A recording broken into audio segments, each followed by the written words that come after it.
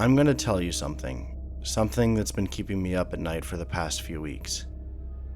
You might think I'm crazy, or maybe you'll just write me off as some paranoid person who got too deep into some twisted corner of the internet. But what I'm telling you happened to me, and it's real.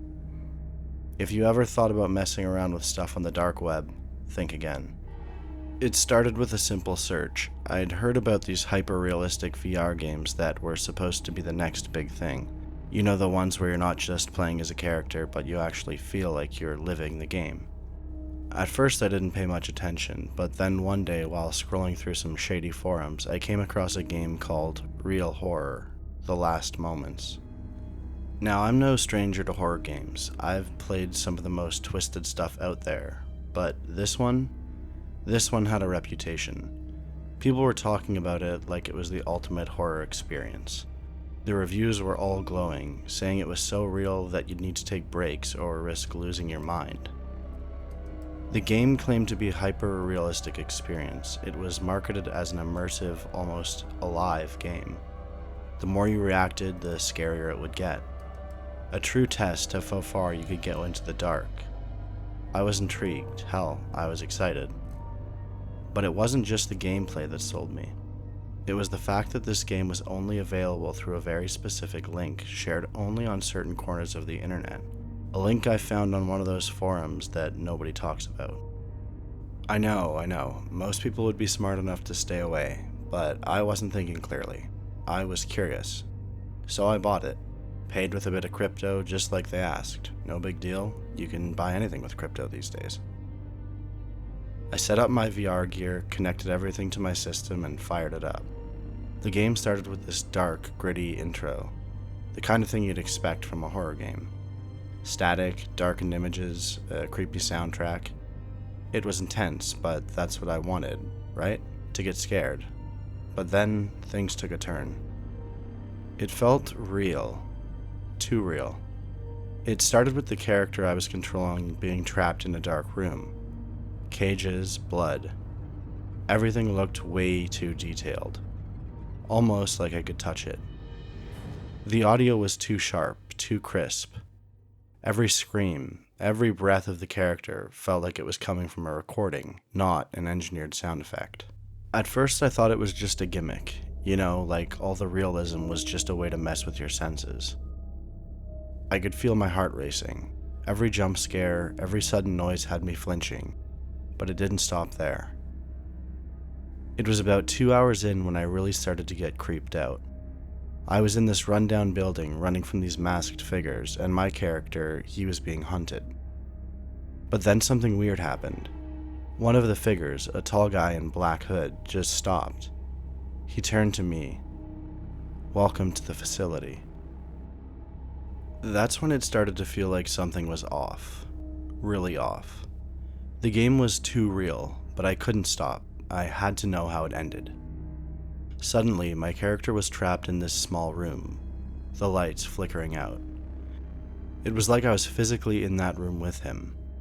But then, the worst part happened. I thought I was getting a cutscene, just some scripted event, but no. The lights flickering got brighter, and a red arrow on the concrete wall pointed to a door. I opened the door into a long hallway with at least 4 closed doors on each side of it. I entered the first door.